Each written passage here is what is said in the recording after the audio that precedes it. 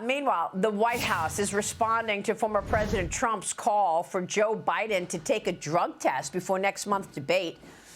We've been really tracking this story all week. Spokesman Andrew Bates says this: it's telling that Republican officials are unable to stop announcing how intimidated they remain by the president's State of the Union performance. The White House adding Republicans are mistaking Biden's confidence for a drug. North Dakota Governor Doug Burgum joined me on Sunday Morning Futures yesterday discussing this after the head of the Doctors Caucus, Greg Murphy, on this program last week said Biden was, quote, all jacked up at the State of the Union. Watch this. I think the nation has concerns about his capacity, not just during an hour-and-a-half debate, but every single day. And I think that's what this election is going to be about. It's about President Trump is strong, Joe Biden is weak. All right. Well, the White House sees it differently. The Biden campaign is rejecting Trump's call for any additional debates. The campaign says, quote, the debate about debates is over. Joining me right now is former senior advisor to the Clintons, the Stagwell Group chairman and chairman of the Harris poll, Mark Penn, is here, along with the chief pollster for the Trafalgar Group and co-host of Polling Plus, Robert Cahaly. Gentlemen, great to see you.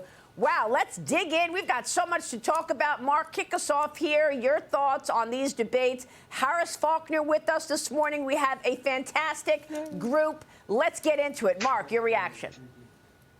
Well, look, I think it's great that we're going to have debates. I think the American public demands it, and I think that it's a good thing. Look, the Trump campaign was a little too eager in accepting, and so they didn't lay down all the terms for a debate, and now they're roped in. And no, the Biden camp isn't going to do any further debates, even though they've embarked on what's a fairly risky strategy to do a debate even before your convention.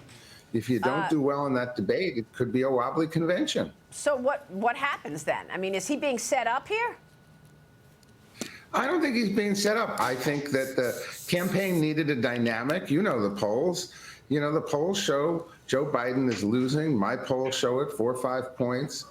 Swing states going the wrong way. They needed something to shake up this. Expectations for Joe Biden in the debate couldn't be lower. I think it was a smart strategy on the Biden camp. Trump camp generally was a little too eager.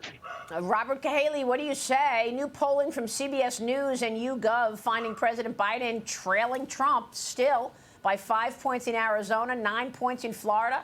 52% of registered voters in the Grand Canyon state say illegal immigrants have made life worse, and that includes 40% of Hispanic voters. Arizona voters ranking the economy and inflation the top concerns. And after reporting that President Biden and his advisors do not believe the bad polling, Axios now says Senate Democrats don't believe Biden's bad polls either. Democrats claim that the polls are missing key voter dynamics. What do you think, Robert?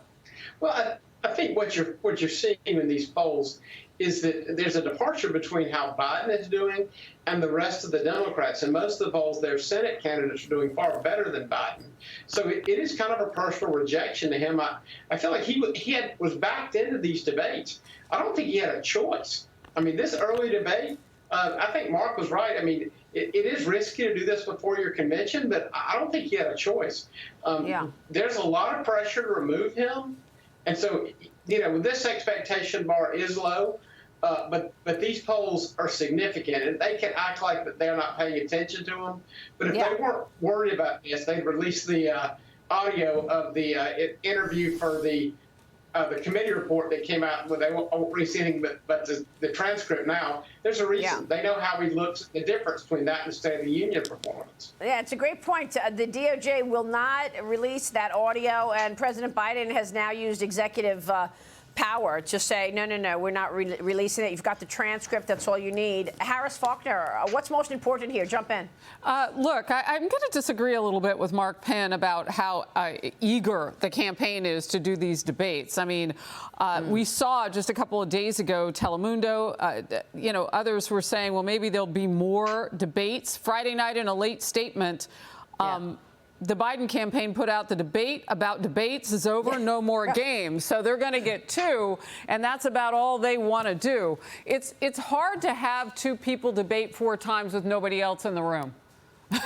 Yeah. So I don't know that you move the needle at all. And I question whether or not this was more Biden's idea. I mean, he is a guy who at one point, years ago now, maybe not even the same iteration of him at this point, but at one point wanted to take Trump out back, old school style, maybe rough him up a little bit. And I'm sure he was joking about that, but he couldn't do that if he tried. And now he's going to have to do it verbally, which we have seen the gaffes. We have seen the loss of memory. We've seen loss of memory already categorically documented in the Robert Hur report. So what are we going to get when these two men come together? And can they both stay focused not on each other, but on what matters? Because if they don't, they could both start to slip in the polls. People want to be talked about. They want people to understand what you talk about every day, Maria, where their pocketbook is right now. They want the crime to go down in those areas where it is off the hook. Basically, Trump coming to the South Bronx and going to another dense urban area of mostly people of color and black voters, and I know we're going to get into this later, but him coming here and Biden not doing that. And we can talk about how Biden's trying to get those black voters back. But Trump now will have gone to Harlem and South Bronx. He's serious. New York is in play.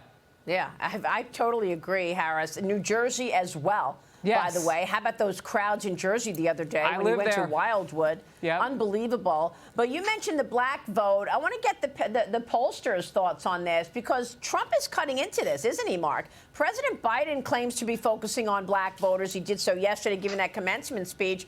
Then he's in Detroit. He gave the keynote speech at a double NAACP dinner. The NAACP dinner, earlier in the day. He delivered the commencement address at Morehouse College in Atlanta. But where's he been for the last 3 years, and how come Trump has been able to take market share here? Well, there's one reason that Trump is taking market share, and I think across the board, and particularly with Latino voters, 72% of whom think the economy is in the wrong direction. To the extent that Trump is picking up votes, it doesn't matter whether you're black, Latino, white, anything. The underlying reason is inflation and how people are feeling the economy. And that's really the most important issue for Biden and the campaign to address, and for the Trump campaign to address as well. And look, the more Joe Biden is going off to shore up the black vote, the more he's not out trying to get swing voters who are really the ones who are going to determine this election. Yeah, and Robert, in that video of him at Morehouse, people were turning their backs on him. They didn't want to hear it. I mean, they want him to address the issues that are important to them. And whether you're black, white, anybody, we're all dealing with the same stuff. There's no question. And Ronald Reagan's question, are you better off now than you were 4 years ago, is relevant no matter what color you are. But when you talk about two justice systems, there are two economies out there. And this second economy, for average people who are working, hourly jobs, they're the ones that are suffering. They're the ones that can't afford bananas anymore, and they can't buy milk. Exactly. And that's the crowd that is disproportionately Hispanic and African American. And there's no question they were better off 4 years ago than they are now. And that test is not going to do what Harris is right. If you're an illegal migrant, you're better off today. Everybody else, I'm not so sure. Mark Penn, Robert Cahaly, thank you, gentlemen.